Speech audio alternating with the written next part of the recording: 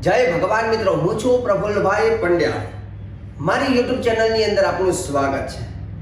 મિત્રો, આજે હું વાત કરીશ ભગવાન શનિદેવના પત્નીના 8 નામ.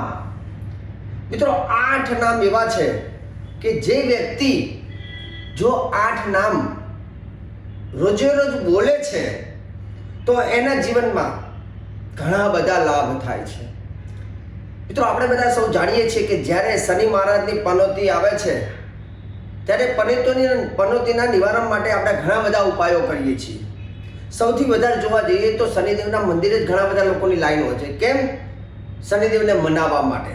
કેમ કે શનિ મહારાજ જે કહેવા છે ન્યાયાધીશ કહેવામાં આવે છે, ન્યાય કરે છે. જેવા માણસે કર્મ કર્યા છે તેવી તેને સજા આપે છે. સારા કામ કરેલાને શનિ મહારાજ કિસ્મતના ભાગ્યના તાળા પણ ખોલે છે. પણ શનિ મહારાજ જે છે તેને કલિયુગના દેવ કહેવામાં આવે છે અને શનિ મહારાજના પ્રકોપથી બચવા માટે ભગવાન શનિદેવના જે પત્ની છે એમના 8 નામ બહુ જ સુંદર છે. અને એવું કહેવાય છે કે જે વ્યક્તિ આ શનિદેવના પત્નીના 8 નામ બોલે છે તો એને બહુ લાભ થાય છે. કેમ કે શનિ મહારાજને એવું કહેવાય છે કે શનિદેવના પત્ની, શનિદેવ પોતાના પત્નીને બહુ જ પ્રેમ કરે છે, એનું બહુ માન પણ રાખે છે. તો આપણે સ્વાભાવિક છે કે શનિ મહારાજને ઘણી વખત આપણે જોઈએ કે કોઈ વ્યક્તિ કદાચ આપણે એના ઘરે જઈને કોઈ માનતો ના હોય તો એના મિસિસને વાત કરીએ તો તરત કામ પતી જાય. તો એવું કહેવાય છે કે શનિદેવને એમના પત્નીથી બહુ જ પ્રેમ છે અને આ સ્તોત્રમાં શનિદેવના પત્નીના 8 નામ લખ્યા છે. હું નથી કહેતો, શાસ્ત્ર કહે છે. મારી વાત ઉપર વિશ્વાસ હોય કે ના હોય, પણ શાસ્ત્ર ઉપર તો ચોક્કસ વિશ્વાસ રાખવો જોઈએ. અને એવું કહેવાય છે કે જે વ્યક્તિ 8 નામ બોલે છે એને કેટલા ફાયદા થાય છે તો શ્લોકમાં જ લખેલું છે. શ્લોક છે: ધ્વજિની ધામિનીશ્ચૈવ કંકાલી કલપ્રિયા કલહી કંટકી ચાપી અજા મહિષી તુરંગમા. આ શ્લોકમાં 8 નામ હતા. અને એની નીચેનો બીજો શ્લોક જે છે તો આ શ્લોકમાં એનું ફળ લખ્યું છે: નામાની શનિ ભાર્યાયા. મતલબ શનિ ભાર્યા એટલે કે શનિના પત્નીના જે નામ બોલે છે, નામાની શનિ ભાર્યાયા નિત્યમ જપતે યપ્રુમાન. નિત્ય કહેતા રોજ. રોજ જે માણસ શનિદેવના પત્નીના 8 નામ બોલે છે તે, તો લખ્યું છે કે તસ્ય દુઃખ વિનિશ્યંતિ.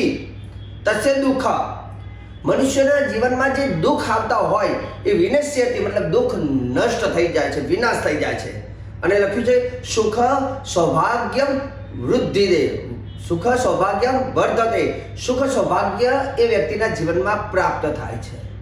મતલબ જે બહેનો કદાચ જો આ નામ બોલે છે તો એના અખંડ સૌભાગ્ય એટલે કે ચૂડી અને ચાંદલો એનો અખંડ રહે છે. અને જો પુરુષ 8 નામ બોલે છે તો પુરુષના જીવનમાં આવતી મુસીબત, તકલીફો દૂર થાય છે અને એના વ્યાપારમાં, વ્યવસાયમાં એની સારી તરક્કી થાય છે અને નોકરી રોજગારમાં પણ સારી પ્રગતિ જોવા મળે છે. તો દર્શક મિત્રો, આ જે શનિ મહારાજના જે પત્નીના 8 નામ છે, જે હું શ્લોક તો બોલ્યો પણ હવે ગુજરાતીમાં એનું ભાષાંતર તમને કહીશ. મતલબ કે ગુજરાતીમાં એના નામ કહીશ. કેમ કે શ્લોક તો બોલતા કદાચ તમને ન પણ ફાવે કેમ કે સંસ્કૃત છે. તો આ શ્લોકમાં 8 નામ હતા, જેમાં ધ્વજિની, ધામિની, પહેલું નામ છે ધ્વજિની, બીજું છે ધામિની, ત્રીજું છે કંકાલી, ચોથું છે કલપ્રિયા, પાંચમું છે કંટકી, છઠ્ઠું નામ છે તુરંગી, સાતમું છે કહિષી અને 8મું છે અજા. તો આ 8 નામને આપણે કઈ રીતે બોલવા જોઈએ? જેમ કે કોઈ વ્યક્તિને આપણે નામ બોલાવવા છે તો આપણે ઘણી વખત પત્રિકા લખીને તો આગળ શ્રીમાન અથવા શ્રી શબ્દ લગાવીએ છીએ. તે રીતે દરેક નામની આગળ ઓમ શબ્દ લગાવવાનો અને પાછળ નમઃ શબ્દ લગાવવાનો. તો હું તમને 8 નામના જે કઈ રીતે બોલવું એ હું તમને જણાવું છું. તો પહેલું છે ઓમ. પહેલું નામ શનિ મહારાજના પત્ની નામ છે ધ્વજિની. તો આપણે બોલવાનું ઓમ ધ્વજિન્યૈ નમઃ. ઓમ ધ્વજિન્યૈ નમઃ. આ પહેલું નામ છે. બીજું નામ છે ઓમ ધામિન્યૈ નમઃ. ત્રીજું નામ છે ઓમ કંકાલ્યૈ નમઃ. ચોથું નામ ઓમ કલહ પ્રિયાય નમઃ. પાંચમું નામ ઓમ કંટક્યે નમઃ. છઠ્ઠું નામ ઓમ તુરંગ્યે નમઃ.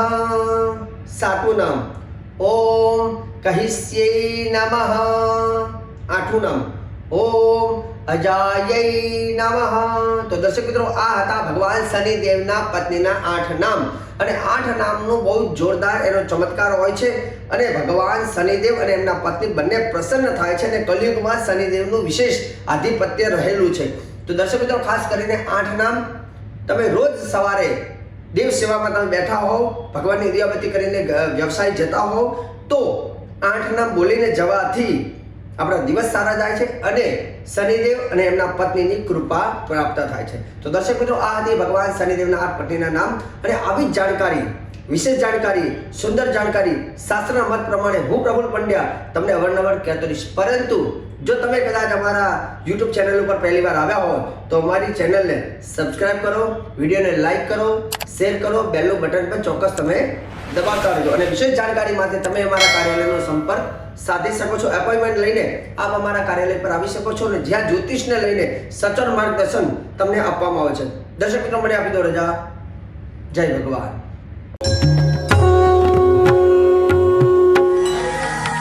જય ભગવાન.